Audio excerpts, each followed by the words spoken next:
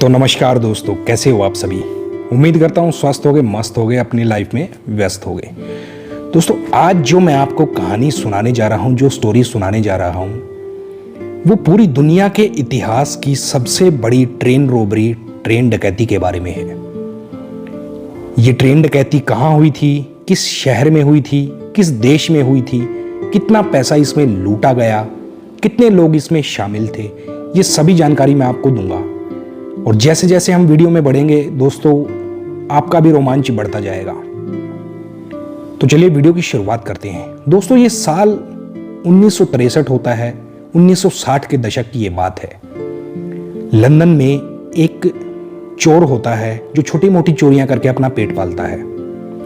उसे कहीं से जानकारी मिलती है कि एक रॉयल मेल नाम की एक ट्रेन है, जिसमें जो फैक्ट्री में, जो प्लांट में पैसा छपता है, जो नोट बनते हैं, वो सभी नोट इस ट्रेन में लोड होकर देश के विभिन्न बैंकों में जाते हैं और खासकर लंदन में जाते हैं। तो उसे कहीं से ये इंफॉर्मेशन मिलती है, तो उस पर वो प्लानिंग शुरू कर देता है। वो चोर, जिसका नाम थॉमस होता है, वो उस पर प्लानिंग शुरू करता है कि मैं कैसे इसे लूट सकता हूँ, कैसे इस पैसे को अपना बना सकता हूँ। तो वो इसी काम के पीछे शुरू हो जाता है। वो रेकी शुरू करता है कि कैसे पैसा आता है, कब जाता है, कैसे इसमें कितने स्टेशन ये कवर करती है ट्रेन, कहाँ कहाँ ये रुकती है और कितने इसमें डब्बे हैं, वो सब रेकी करता है इसमें। तो पहले वो खुद से रेकी करता है, फिर उसे आदमी चाहिए होते हैं जो इस काम में उसकी मदद कर दें, जो इस काम में उसका साथ दे सकें। तो ये दोस्तों ऐसे लोगों की खोज शुरू कर देता है। तो इसे शहर में ही 3 ऐसे चोर मिलते हैं जो ट्रेन डकैती किया करते थे या ट्रेन में छोटी मोटी चोरी किया करते थे, और उन्हें ट्रेन का जो नॉलेज थी, हिसाब किताब था, कैसे वो चुराते थे, वो उन्हें नॉलेज होती है। वो उन तीनों को अपने साथ मिला लेता है और उसके बाद उसे कुछ टेक्निकल लोगों की ज़रूरत होती है, जैसे जो आदमी सिग्नल के साथ खिलवाड़ कर सके और जो ट्रेन चलाना जानता हो और जो गाड़ी चलाना जानता हो। ऐसे लोगों की वो तलाश शुरू कर देता है थॉमस। तो थॉमस और 3 दोस्त मिलकर ऐसे लोगों की तलाश शुरू कर देते हैं। तो धीरे धीरे उनके साथ 3 से वो 4 होते हैं, 5 होते हैं। ऐसे करते करते टोटल 15 मेंबर उनकी टीम में हो जाते हैं, और वो इस चोरी के लिए, इस डकैती के लिए पहले ही प्रैक्टिस भी करते हैं और उस एरिया को देखते भी हैं जहाँ जहाँ से वो रॉयल मेल ट्रेन गुजरेगी और जहाँ जहाँ से वो जाएगी। दोस्तों, इसमें थॉमस नाम का जो इंसान है वो बड़ा चालाक आदमी होता है। वो किसी को भी नहीं बताता कि उसमें ट्रेन में पैसा जाता है और हमें उसकी चोरी करनी है। वो उन 14 जो सदस्य होते हैं उनके साथ, वो उन सबको एक कहानी बताता है। वो कहता है कि मेरे दादा के पास बहुत एंटिक चीज़ें थी जो सरकार ने हमसे छीन ली हैं, हमसे ले ली हैं, और वो सभी एंटिक चीज़ें रॉयल मेल जो ट्रेन चलती है उसके अंदर बॉक्स में पैक होकर जानी है, और वो बॉक्स हमें उठाने हैं क्योंकि उसमें एंटिक चीज़ें हैं, हमारे परिवार की निशानियां हैं, और उन्हें हमें हासिल करना है। इसके लिए मैं आप सभी को 30 करोड़ रुपए दूंगा, 30 करोड़। उस समय 1963 में 30 करोड़ दोस्तों बहुत बड़ी रकम होती थी। तो वो उन्हें ऐसे झांसे में ले लेता है और वही कहानी उन्हें बताता रहता है। जब भी समय मिलता है वो वही कहानी को रिपीट करता रहता है, और इन्हीं के साथ वो एक इंसान से मिलता है। ये जो 14 आदमी उसके साथ होते हैं थॉमस के साथ, उनसे अलग एक इंसान से मिलता है जो वहाँ के डाक विभाग में काम करता है। और वो इस इंसान को कहता है कि आप मुझे इन्फॉर्मेशन देना कि जब वो बॉक्स ट्रेन में जिस दिन जाएंगे उसकी आप इत्तला मुझे कर देना कि किस दिन वो जाएंगे। मैं आपको इसकी एवज में एक बहुत मोटी रकम दूंगा और आपका नाम भी सामने नहीं आएगा। तो दोस्तों, जो ये रॉयल मेल ट्रेन थी, इसमें डाक जाती थी, चिट्ठी पत्री जाती थी लोगों की, एक शहर से दूसरे शहर, दूसरे से तीसरे। और ऐसे ही मैक्सिमम जो पॉपुलेशन थी वो लंदन शहर में रहती थी। लंदन में वहाँ पर बहुत ज़्यादा डाक जाया करती थी उस समय, क्योंकि फ़ोन वगैरह थे नहीं, तो डाक चिट्ठी पत्री भेजने का उस समय रिवाज हुआ करता था। तो इसके साथ ही लंदन गवर्नमेंट जो थी उसने अपनी सर्विस को फास्ट करने के लिए अपने 70 मेंबर को, 70 जो एम्प्लॉय होते हैं उनको ट्रेन में ही वो रखते थे कि जैसे ही ट्रेन डाक को लेकर किसी डेस्टिनेशन पर जाना है तो उसी दौरान आप ट्रेन में ही उन चिट्ठियों की छटाई कर लो, उन्हें आप सेग्रीगेट कर लो कि कौन सी चिट्ठियां किस इलाके में जानी है या किस शहर में जानी है। तो रॉयल मेल जो होती है, वो मेल सर्विस जो होती है उनकी ब्रिटिश गवर्नमेंट की, वो अपने 70 एम्प्लॉय को ट्रेन में ही रखती है, उनकी वहीं पर ड्यूटी होती है। वो रात भर जब ट्रेन अपना डिस्टेंस कवर करती है तो उसी दौरान वो चिट्ठियां छाट कर उनके अलग अलग पैकेट बनाकर अलग अलग स्टेशन पे डिलीवरी कर देते थे। तो उसमें पैसा भी जाया करता था रॉयल मेल जो ट्रेन थी। हालांकि जो एम्प्लॉय थे उन्हें इन चीज़ के बारे में पता नहीं होता था कि इस बॉक्स में लोड होता था वो पैसा, कि उन बॉक्स में आखिर क्या लोड होता है। उन्हें कभी इस चीज़ के बारे में बताया नहीं गया था, वो चीज़ गुप्त रखी गई थी। मगर इस बात का थॉमस को पता था कि उसमें पैसा जाता है। तो थॉमस ने उस इंसान को, जो मेल का, जो डाक विभाग का आदमी होता है, उसे अपनी गुड फेथ में ले लिया और पैसे का लालच देकर उसने उससे उगलवा लिया कि वो बॉक्स किस दिन जाएंगे।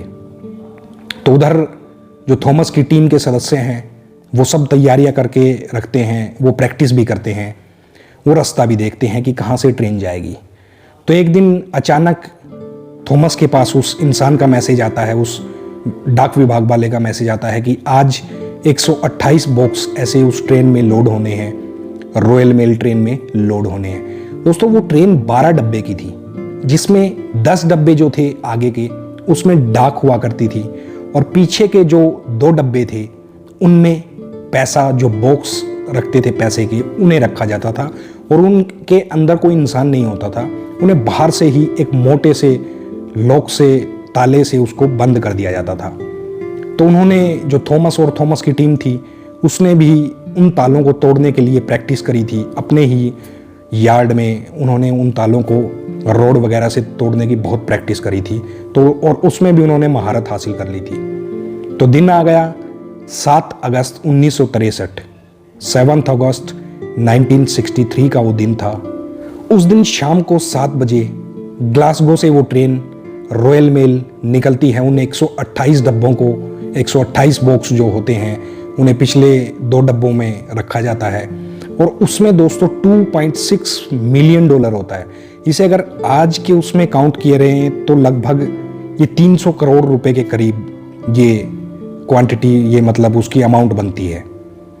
तो 300 करोड़, अब जब भी मैं आपसे बात करूंगा तो इंडियन रुपीस में ही उसकी बात करूंगा।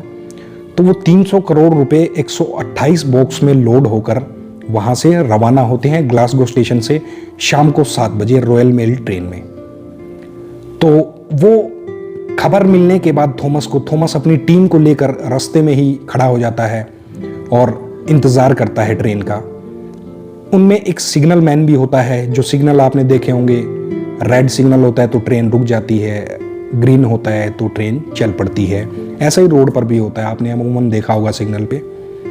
तो जो सिग्नल मैन होता है वो अपने साथ एक फेक शीशा लेकर चलता है रेड कलर का, और वो जाकर जो ओरिजिनल ग्रीन सिग्नल होता है उसका शीशा तोड़ देता है और वहां पर वो रेड लाइट को फिट कर देता है और इंतज़ार करता है कि कब वो ट्रेन वहां से गुजरेगी और उसको लूटा जाएगा।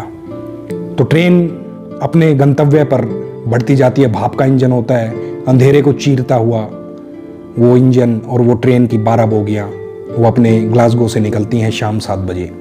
और इसी दौरान उस ट्रेन में जो 70 एम्प्लॉय हैं डाक विभाग के, वो डाक को अपना अलग अलग पैकेट बनाकर छांटते रहते हैं। तो समय सुबह तकरीबन 3 बजे एक स्टेशन होता है चैरिंगटन, वहाँ पर वो ट्रेन पहुँचती है और वहीं पर इन्होंने पूरी फील्डिंग लगाई होती है, पूरा अपना जाल रचा होता है। वहाँ पर पहुँचने से, ये चैरिंगटन स्टेशन जो है वो लंदन से लगभग 40 मील पहले पड़ता है। तो वहीं पर वो सब मौजूद होते हैं और उन्हें जैसे ही आभास होता है, ट्रेन के हॉर्न की आवाज़ आती है, ट्रेन के इंजन की आवाज़ आती है, तो वो दूर से ही उसे भांप लेते हैं कि ट्रेन आ रही है और वो अपना जो रेड कलर का शीशा लाते हैं वो उस पर सिग्नल पर लगा देते हैं।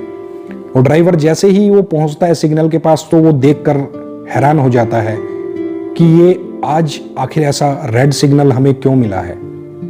तो वो भी सोचता है कि हो सकता है कोई दिक्कत आ गई हो आगे ट्रेन में, आगे ट्रैक पर कुछ ऐसा, तो वो ट्रेन को रोक लेता है।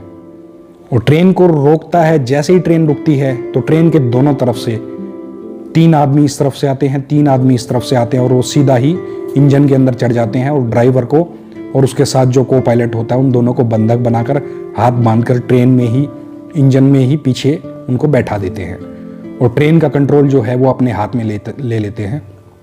तो ये 3 बजे का सुबेरे का समय होता है और जो 70 एम्प्लॉय जो पैकेट अलग अलग बना रहे होते हैं ट्रेन में, वो सभी भी पैकेट अपने बना चुके होते हैं और सभी को सेग्रीगेशन करने के बाद वो भी थके हारे सो जाते हैं। और उनके पास जो रोबर हैं, जो डकैत हैं, उनके पास कोई हथियार नहीं होता, वो सिर्फ रोड लेकर आते हैं, लोहे की लंबी सी रोड, और वो जिन्हें बांध कर डालते हैं ड्राइवर और उसके को पायलट को, वो उन्हें पहले ही बता देते हैं कि हम आपको नुकसान नहीं पहुंचाएंगे, हमें सिर्फ छोटा सा हमारा काम करना है। हाँ, अगर आप आनाकानी इसमें करेंगे तो हमारे साथ बहुत बुरे किस्म के आदमी भी हैं, वो शायद आपको नहीं छोड़ेंगे। तो बेहतरी इसमें है कि आप आराम से पीछे बैठ जाएं, हम आपको कुछ नहीं कहेंगे। और ऐसा जब ट्रेन रुकती है तो फिर वो इशारा कर देते हैं कि इंजन हमारे कंट्रोल में आ गया है, आप अपना प्रोसेस शुरू करो। और उसमें जो थॉमस होता है दोस्तों, वो अपने साथ एक फौजी ट्रक लाता है और 2 गाड़ियाँ भी लेकर आता है साथ में। वो भी उन्हें वहीं पर जो चैरिंगटन स्टेशन है उससे थोड़ा सा आगे जंगल में पार्क कर देता है। और बंधक बनाने के बाद वो ट्रेन जब उनके कंट्रोल में आ जाती है तो वो इशारा करते हैं टॉर्च की रोशनी से, और बाकी जो बचे सदस्य होते हैं वो रोड लेकर पीछे के लास्ट के जो 2 डब्बे होते हैं उन्हें जाकर जो लॉक लगे होते हैं उसमें राड डालकर उन दोनों को तोड़ देते हैं और चुपके से उन डब्बों में घुस जाते हैं, उनमें एंट्री कर देते हैं, उन बोगियों के अंदर घुस जाते हैं। और फिर जो ड्राइवर आगे उसको टॉर्च जलाकर सिग्नल करते हैं कि अब आप चलिए। और जो ड्राइवर होता है, जो उन्हीं के ड्राइवर होते हैं, वो ट्रेन को लेकर धीरे धीरे लेकर चलते हैं और जहाँ पर वो ट्रक उन्होंने पार्क किए थे वहीं पर वो ट्रेन को रोक देते हैं और वहाँ से एक के बाद एक ह्यूमन चेन बनाकर वो सभी खड़े हो जाते हैं और वो एक के बाद एक बॉक्स को उठाकर उस ट्रक में, उस फौजी ट्रक में लोड करते रहते हैं। तो 128 के 28 बॉक्स जो होते हैं उन्हें उसमें लोड कर देते हैं। उसमें ड्राइवर सीट पर थॉमस बैठा होता है। तो ड्राइवर सीट से वो फिर जब बॉक्स आ जाते हैं तो वो फिर उसके अंदर, ट्रक के अंदर आता है और कहता है कि मुझे आप 10 मिनट का समय दो, मैं चेक कर लेता हूँ कि क्या ये मेरा वही सामान है। तो वो पर्दा डाल लेता है उस ट्रक में पीछे की तरफ से ताकि इसे कोई देख ना सके, और वो फटाफट 4-5 बॉक्स जो लकड़ी के होते हैं उन्हें तोड़कर उनसे जो पैसा होता है, जो पौंड उसमें होते हैं, वो निकाल कर उसमें एक पैकेट, एक बड़ा सा बोरा भरकर उन्हें पकड़ा देता है जो बाकी के 14 सदस्य होते हैं कि आप जाइए और इन्हें लेकर चले जाइए। वो भी खोल कर देखते हैं, हाँ इसमें पैसा मौजूद है, और वो भी अपनी दोनों गाड़ियां लेकर निकल जाते हैं और इधर से थॉमस अपना ट्रक लेकर निकल जाता है। तो जो मेल सर्विस के आदमी थे वो सो रहे होते हैं, काम बड़े चुपचाप से होता है, बिल्कुल सन्नाटे में, किसी को कोई आभास नहीं होता कि दुनिया हिलने वाली है सुबेरे, किसी को कोई इस चीज़ का आभास नहीं होता है। फिर एक काम करते हैं, जैसे ही वो वहाँ से निकलते हैं तो वो ड्राइवर के हाथ पे जो रस्सी बंधी होती है उसे खोल देते हैं, क्योंकि उन्हें पता था ये जंगल है, यहाँ पे कुछ नहीं कर पाएगा। और फ़ोन वोन उस समय हुआ नहीं करते थे, वॉकी टॉकी वो सिस्टम उस समय अवेलेबल नहीं था, जो टेक्नोलॉजी थी वो इतना उस समय नहीं थी। तो फिर भी वो इमरजेंसी हॉर्न बजाता है और इतने में ट्रक लेकर वो तीनों, वो 2 कार और एक ट्रक लेकर थॉमस निकल जाता है। वो दोनों कार एक रास्ते पर जाती हैं, ट्रक एक रास्ते पर निकल जाता है और थॉमस गायब हो जाता है। अब इमरजेंसी हॉर्न बजाता है, वो बहुत बार बजाता है ड्राइवर। तो इमरजेंसी हॉर्न सुनकर जो 70 एम्प्लॉय थे उनकी आंखें खुलती हैं कि ऐसा आखिर क्या हो गया है। वो ट्रेन से नीचे उतरकर आगे जाते हैं, तब उन्हें इस चीज़ का आभास होता है और वो ट्रेन को लेकर सीधा लंदन पहुंचते हैं। और लंदन पहुंचने के बाद वही होता है जो इतिहास में आज भी दर्ज है। लंदन पहुंचने के बाद वो रिपोर्ट करते हैं कि रात में हमारे साथ ऐसा ऐसा हुआ, और वो जो बॉक्स थे 128 बॉक्स जिनमें ना जाने क्या था वो चोरी हो गए हैं। और ये सुनते ही गवर्नमेंट के तोते उड़ जाते हैं दोस्तों, वो पगला जाते हैं कि आखिर ये कैसे हो गया, किसने इस चीज़ की इन्फॉर्मेशन ऐसे लोगों को दी जो आपराधिक तत्व वाले थे। सरकार की भी इसमें नींद उड़ जाती है और सुबह सुबह ही प्रेस, पुलिस के आला अधिकारी, बड़े से बड़े अधिकारी और स्कॉटलैंड यार्ड के भी बंदे वहाँ पर पहुँच जाते हैं और सभी बैठकर एक प्लानिंग करते हैं कि किसने आखिर ये किया होगा। वो फटाफट से उस लोकेशन पर पहुँचते हैं, मगर लोकेशन पे उन्हें कुछ नहीं मिलता, खाली हाथ, क्योंकि थॉमस और उसकी टीम जा चुकी है, पैसा जा चुका है। 300 करोड़ जो रुपया था वो थॉमस लेकर भाग चुका है, मगर थॉमस ने सिर्फ उन्हें 30 करोड़ रुपया ही दिया, उन्हें भी झांसे में रखा। अब ये न्यूज़ सेम डे तो फैल जाती है पूरे लंदन में, मगर अखबार में नेक्स्ट डे आती है कि उस ट्रेन रॉबरी जो हुई थी वो 300 करोड़ रुपए थे। तब जो वो 14 आदमी होते हैं, 14 जो आदमी होते हैं थॉमस की टीम के, तब उन्हें अंदाजा होता है कि थॉमस ने हमारे साथ बहुत बड़ी नाइंसाफ़ी करी, हमारे साथ धोखा किया। मगर वो इस डर से कुछ नहीं बोल पाते, क्योंकि अगर अब वो कुछ बोलेंगे तो उनकी पूरी लाइफ जो है वो जेल में कटेगी और उन पर इस चीज़ का इल्ज़ाम आएगा और उनके परिवार को भी इस चीज़ में इन्वॉल्व कर दिया जाएगा। तो थॉमस जो पैसे को लेकर भाग चुका होता है, पुलिस उसके पीछे होती है और स्कॉटलैंड यार्ड भी उसके पीछे होता है, मगर उसकी कोई खोज खबर नहीं है। 3 दिन माथापची करने के बाद भी जब उसका कुछ पता नहीं चलता है, तो वहाँ की जो गवर्नमेंट होती है वो अखबार में एक ऐड इश्तिहार निकालती है कि जो भी इस चोरी के बारे में, इस डकैती के बारे में बताएगा उसको हम 1 लाख रुपया देंगे। इंडियन करेंसी के हिसाब से बता रहा हूँ मैं आपको, 1 लाख रुपया लगभग इनाम रखा जाता है। तो ये बात तो पूरे ब्रिटेन में ही ये फैल जाती है और सभी लोग इस बात से, मतलब हर गली मोहल्ले, हर चाय की दुकान पे, हर होटल में सिर्फ सभी की जुबान पर यही था कि 300 करोड़ रुपए की डकैती ट्रेन में हो चुकी है। और लोगों को तब पता भी चलता है पहली बार कि उस रॉयल मेल की ट्रेन में पैसा जाता था। वो पैसा क्यों जाता था? वो पैसा इसलिए जाता था कि जब मार्केट में पैसे की कमी हो जाती थी, नोट की, करेंसी की, तब वहाँ से जहाँ पर पैसा छपता था वहाँ से वो लोड होकर और अगले डेस्टिनेशन पे, लंदन पे जो इनका मेन गवर्नमेंट का बैंक था वहाँ जाता था, वहाँ से फिर वो डिस्ट्रीब्यूट होता था। तो जो चैरिंगटन स्टेशन होता है वहाँ से लगभग 20 मील की दूरी पर एक कस्बा होता है दोस्तों। उस कस्बे में खेत के अंदर एक फार्म हाउस होता है। वहाँ पर गाड़ियों की आवाजाही 2-3 दिन से बढ़ गई होती है और एक इंसान उसको देख रहा होता है कि इस फार्म हाउस पर कभी कभार कोई आदमी आया करता था, मगर अब जो है गाड़ियों की आवाजाही अचानक से बढ़ गई है। तो वो इस बात की जानकारी पुलिस को देता है कि आप यहाँ आए और ज़रा इसे चेक करें, हो सकता है यहाँ कुछ गड़बड़ हो। तो पुलिस फटाफट से स्कॉटलैंड यार्ड और पुलिस मिलकर वहाँ पहुँचते हैं। वहाँ जो दरवाजे हैं उन्हें तोड़ा जाता है और वो अंदर जाकर देखते हैं कि वहाँ पर वही 2-4 बॉक्स जो थे उनके कुछ टुकड़े मिलते हैं और कुछ ऐसी चीज़ें मिलती हैं, पैकेट वैकेट जो उन पर नोट पर लगे थे। वो उसे समझ जाते हैं कि यहाँ पर ही उन इंसानों ने जिन्होंने चोरी करी थी वो यहीं पर रुके थे। वो वहाँ से उनके फिंगरप्रिंट जो है उन्हें कलेक्ट करते हैं और उस इंसान से पूछते हैं कि ये किसका फार्म हाउस है। वो फूलों का एक खेत होता है, उसी बंदे का वो फार्म हाउस होता है।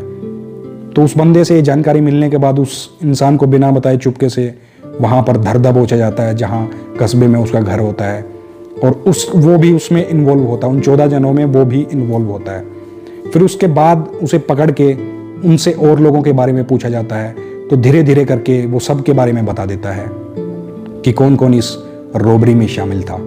मगर वो 13 लोग उसमें पकड़े जाते हैं। एक थॉमस नहीं पकड़ा जाता क्योंकि थॉमस उनसे अलग गायब हो चुका है, और दूसरा वो इंसान जिसने उन्हें इन्फॉर्मेशन दी थी कि किस दिन ये बॉक्स जो हैं उस ट्रेन में लोड होंगे। तो वो सब पुलिस वाले उन्हें पकड़ लेते हैं और पकड़ने के बाद उन्हें कोर्ट में पेश किया जाता है। तो उन सभी को लगभग 30 साल की सज़ा होती है और सभी को जेल भेज दिया जाता है दोस्तों। और सरकार जब ढूंढती है तो पैसा रिकवर जो कर पाती है वो लगभग वही 30 करोड़ रुपया था। बाकी जो 270 करोड़ रुपया था उसके बारे में ना सरकार को कुछ पता होता, ना पुलिस को, ना स्कॉटलैंड यार्ड को। ये उनके लिए सरदर्दी बन जाती है। वो थॉमस को ढूंढने की कोशिश करते हैं, यहाँ वहाँ शहर में, हर जगह, पूरे देश में उसका एक अभियान चलाया जाता है थॉमस को पकड़ने के लिए, मगर थॉमस नहीं मिल पाता, किसी को भी नहीं मिलता। तो ये 1963 की बात होती है दोस्तों। और उसके फिर 4 साल बाद कुछ पैसे, कुछ नोट मिलते हैं जो मार्केट में सीरियल नंबर मैच करते हैं और पता लगता है कि ये पैसे मार्केट में आ चुके हैं, मगर थॉमस का फिर भी कोई पता नहीं चलता है। तो 1971 में जैसे अपने देश में डिमोनेटाइजेशन हुआ था, पैसा मतलब 500 और 1000 के नोट बंद किए गए थे, वैसे ही वहाँ पर भी पुराने नोटों को बंद किया जाता है। तब सरकार सोचती है कि शायद अब वो पैसे जमा कराने वो थॉमस नाम का जो आदमी है वो आएगा, मगर वो पैसे बैंक में रिसीव जरूर होते हैं अलग अलग जगह से, अलग अलग लोगों से, मगर थॉमस का फिर भी कोई पता नहीं चल पाता है। थॉमस कौन था, कहाँ गया, किसी को कोई पता नहीं चल पाता है, मगर पैसे वो सब खर्च कर चुका था, वो सब पैसे दे चुका था। तो वो जो 13 लोग होते हैं, वो 13 लोगों को जो 30 साल की सज़ा होती है, उनमें से एक इंसान जेल ब्रेक करके भाग जाता है और वो सीधा स्पेन में चला जाता है। अब स्पेन जाने के बाद वो वहाँ पर गुप्त तरीके से रहता है, अपनी आइडेंटिटी जो है वो शेयर नहीं करता है और वहीं पे रहना शुरू कर देता है। तो जब बाकी के जिन्हें 30 साल की सज़ा हुई है, वो भी अपनी सज़ा पूरी करके जब लौटते हैं, बाहर आते हैं, तो उनमें से भी एक बंदा निकल कर सीधा स्पेन चला जाता है और उसी दोस्त के पास रहने लगता है। तब जाकर वो बैंक को फ़ोन करता है। हालांकि इस दौरान पुलिस भी उनसे बहुत पूछताछ करती है कि वो पैसे कहाँ गए और आपको इंटरनली किसने बताया था, कौन वो ऐसा शख्स था जिसने बात जाहिर करी थी कि वो 128 बॉक्स आ जाने हैं, इस दिन ट्रेन में लोड होने हैं। मगर कोई भी अपना मुंह नहीं खोलता, कोई भी अपनी ज़बान नहीं खोलता। तो पुलिस के हाथ सिर्फ निराशा ही लगती है और ये केस खुला ही रहता है क्योंकि थॉमस अभी तक पकड़ा नहीं गया था। तो जब सज़ा पूरी होने के बाद वो एक इंसान और स्पेन में चला जाता है उसी बंदे के पास। तब वो यहाँ के जर्नलिस्ट को फ़ोन करता है लंदन में, एक फेमस अखबार को, कि मैं इंटरव्यू देना चाहता हूँ और मैं पूरी कहानी बताना चाहता हूँ, क्योंकि अब मैं इंग्लैंड से भी बाहर हूँ और अब मेरे ऊपर कोई भी ऐसा आरोप नहीं है, क्योंकि उसके सज़ा मैं भुगत चुका हूँ और आप आइए और मैं आपको बताऊँगा। तो वहाँ पर संपादक और जो इंटरव्यू लेने के लिए वो बंदा वहाँ पर पहुँचता है, कैमरामैन वगैरह, वो उनसे बोलते हैं कि हम आपका इंटरव्यू ज़रूर लेंगे, मगर एक शर्त पर हम आपका इंटरव्यू लेंगे कि अगर आप हमें उस इंटरनल आदमी का नाम बता दें कि किसने आपको ये सूचना दी थी। तो 30 साल की सज़ा काटने के बाद उनकी भी उम्र जो है 80 साल हो चुकी होती है और वो तब बताता है कि इस फला नाम के आदमी ने हमें इंटरनली अंदर से खबर दी थी कि ये बॉक्स कब आने वाले हैं, और हमें भी नहीं पता था कि उसमें इतना पैसा है। अगर हमें पता होता तो शायद हम थॉमस को ना जाने देते। मगर ये संपादक ने पूछा, उसने इंटरव्यू लेने वाले ने पूछा कि आज आप हमें ये चीज़ क्यों बता रहे हैं कि कौन आदमी था वो जो इंटरनली खबर दे रहा था। तब वो सब बताते हैं कि ये एक वादा किया गया था उस इंसान से वादा हम सभी लोगों ने किया था और थॉमस ने ही वैसे उससे वादा किया था, और वो फिर आगे हमें बताया था कि इंटरनली वो कौन आदमी है। उसे ये वादा किया गया था कि लाइफ में चाहे हमारे साथ जो भी हो जाए, हम आपका नाम जाहिर कभी नहीं करेंगे, चाहे इसके लिए हमें मरना ही क्यों ना पड़े। तो वो इंटरव्यू लेने वाला पूछता है, फिर आज आप क्यों बता रहे हैं? तब वो इंसान बताता है कि वो जो इंटरनली जिसने हमें खबर दी थी, वो इंसान परसों ही चल बसा है, मर गया है, इसीलिए अब मैंने आपको ये नाम बताया है। तो दोस्तों, ये थी दुनिया की सबसे बड़ी ट्रेन डकैती, ट्रेन रॉबरी, जिसके बारे में आज मैंने आपको बताया था। तो वीडियो अच्छा लगा हो तो लाइक करें, वीडियो को शेयर करें और दोस्तों चैनल को सब्सक्राइब जरूर करें। मैं ऐसी ही रोमांचक कहानियाँ, रोमांचक सच्चे किस्से आपके लिए लाता रहूँगा। तो इसी के साथ दोस्तों मिलते हैं आपसे नेक्स्ट वीडियो में।